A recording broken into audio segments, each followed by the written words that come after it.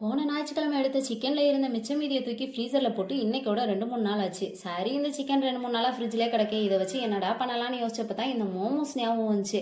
இந்த மோமோஸ் எல்லாம் கடையில வாங்கி சாப்பிட்டாதான் நல்லா இருக்கும். இருந்தாலும் வீட்டில் நம்மளே கைப்பட செய்யற மாதிரி வருமா அப்படின்ற ஒரு ஆர்வத்தில் ஒரு 2-3 பீஸ் எடுத்து உள்ள வைக்கிற ஸ்டஃப் மாவு எல்லாத்தையும் ரெடி பண்ணியாச்சு.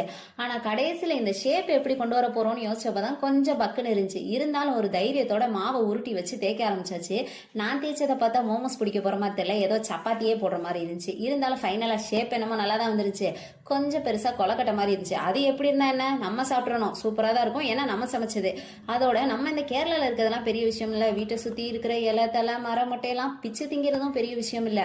ஆனால் இந்த மொட்டை மாடின்றது ஒன்று சுத்தம் பண்ணி வைக்கிறதா ரொம்ப பெரிய விஷயம். இத்தனைக்கும் நேற்று நைட்டெல்லாம் பெரிய மழையெல்லாம் ஒன்றும் இல்லை. இருந்தாலும் பலத்த காற்றுடன் கூடிய லேசான சாரல்.